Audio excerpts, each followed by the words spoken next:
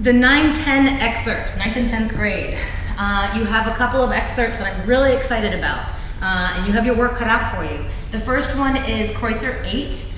It goes at a pretty steady clip, 8th note equals 168.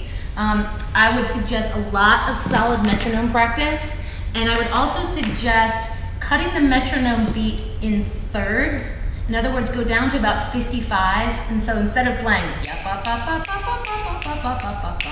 the metronome is going all right, that's going to help you have a little bit better flow to the piece. This etude is about two main things, endurance and intonation. I find E major to be the hardest key to play in violin. There's something about those four sharps, it just, I don't know, it's really, really hard. So you want to do a lot of solid intonation practice. And I would make sure to not fall in the trap of trying to play it fast too soon. If you try to play it fast and you're out of tune, or you have sloppy shifts, or you miss notes, then you're just practicing in some bad habits that won't come out at audition time. So my suggestion would be play it solid and slow before you get it fast. If you can't play it slowly, you won't be able to play it fast. But if you can play it slowly and play it really well slowly, then you'll be able to speed it up and play it fast as much as you want. But it starts with slow. Intonation practice in this piece, there are a couple of things you can do. The first one is, because it's very arpeggiated, practically every measure is a bunch of arpeggios, is you can match notes to each other. So I'm going to show you an example of how I might practice some of the intonation. First of all, I can match things to my open E when I'm near my open E. I can also match a note to the note I just played, creating a double stop, and I can see if that double stop is in tune. Let me show you what I mean.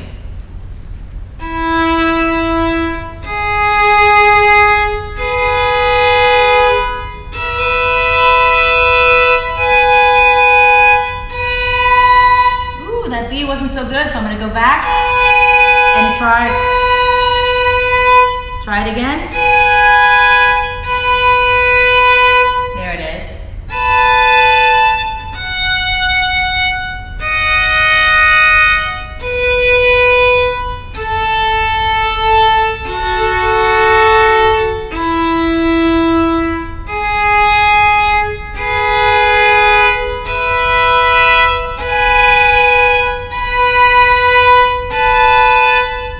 Okay, you get the idea.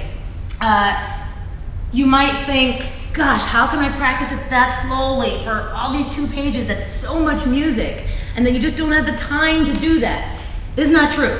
What I just practiced in that very first measure, that's going to help me play every single E, every single G sharp, every single B in tune for the entire piece. So practicing slowly in one measure is going to help you anytime you play those notes throughout the piece, and anytime you play those notes in any other piece you're doing. So the slow practice is going to just help you in so many ways. So take a deep breath, calm everything down, don't play fast, and get some intonation work done. All right, the second thing you can do with intonation work is shifts, right? There are lots of nasty little shifts in here. The best way to practice shifts is to isolate them. That means practice just the note before the shift and the note after the shift until it's solidly in tune. Then, after you've isolated it and you've done it several times so it's become a good habit, then you can add the notes around it. I'm going to show you as an example in the third measure. We have our very first shift. We go from B to E. Now, I would practice that shift. I happen to have played it in tune just now, but let's pretend like I didn't and I need to practice it. So I would practice it until it's in tune, and then I have a rule. It's called the 5 times golden rule. If you can play it 5 times in a row correctly, then you're golden. All right, what we're working on is building solid, good habits. Playing it 5 times wrong and then 1 time right is not going to guarantee you're going to get it right the next time. So you need to play it many, many, many times correctly, or, as my rule says, 5 times in a row correctly, and then you know it's become a good habit that will stick in your hands. So once I've practiced this bunches of times, then I might add the notes before it.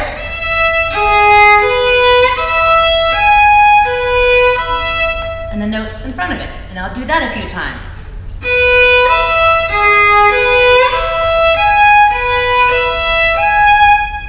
And then I'll play the whole measure.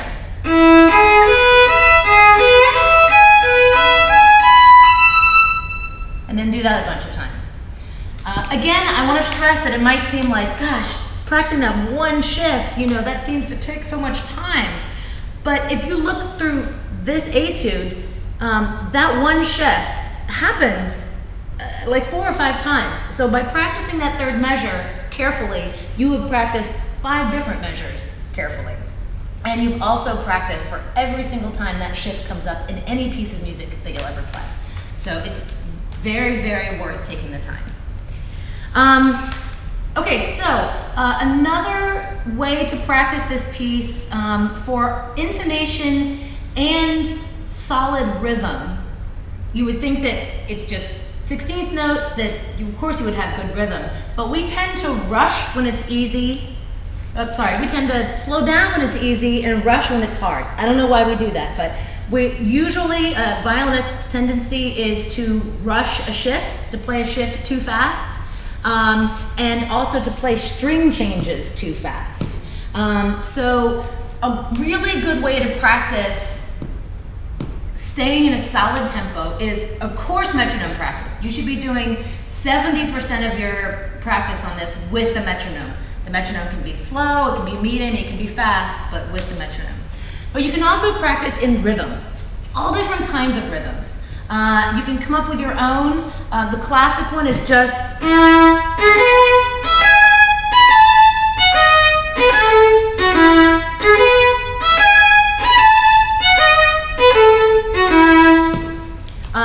you can maybe do this one.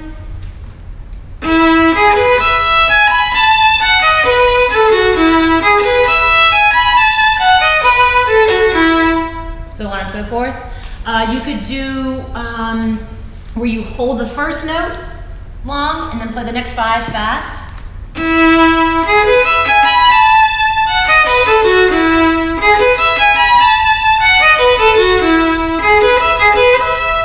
So on and so forth. Really, there are just tons of combinations, and you can be creative and come up with your own. You can also slur it. It feels very different when you slur this piece as when you don't. So,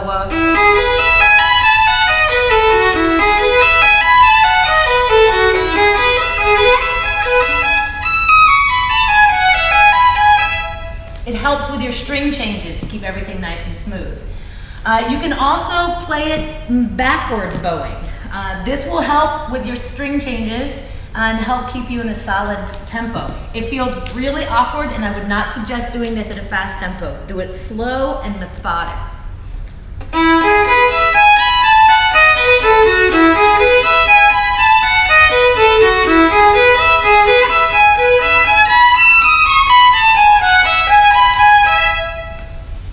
These are all different kinds of ways that you can both make yourself sound better and make it more interesting. I like practicing in rhythms. I like the challenge. I like practicing in different bowings. I think it's interesting and it keeps things fresh.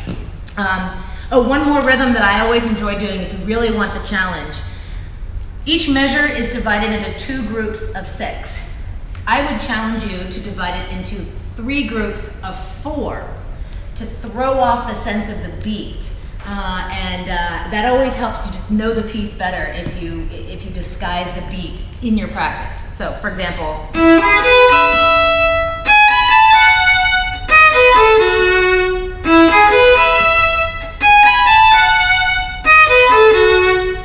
right? So I always enjoy doing that. And you can do that at any tempo. Just make sure whatever tempo you're practicing today is a tempo that you sound solid in, not sloppy. Never, ever, ever practice sloppy.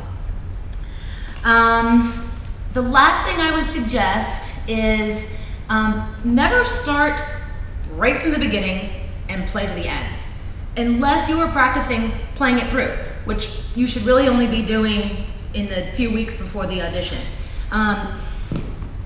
People tend to start right at the beginning First couple lines sound great. Have you ever gotten into a lesson with your teacher and they say, okay, play this etude, and you start playing in your head, you're thinking, gosh, I hope they stop me soon, because starting at the 5th line, I don't sound so good, and I haven't even practiced the 2nd page.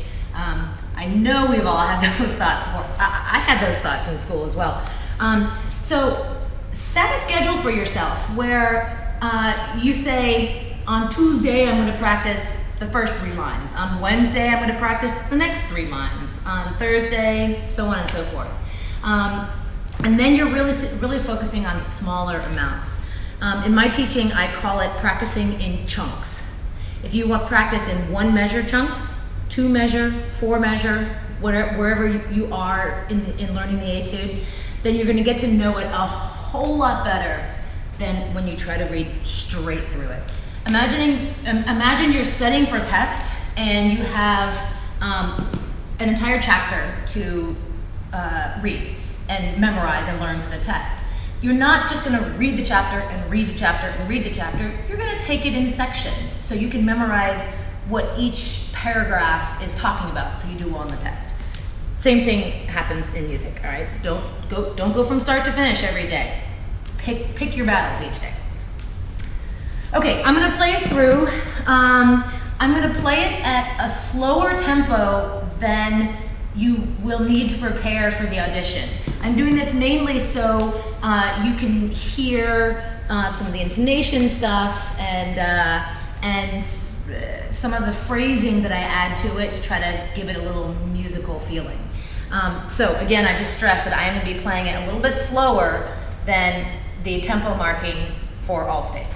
Okay? Just so you know, I think I'm going to play it somewhere around 110, and the All-State marking is 168. So I'm going to play it about 110, about like that.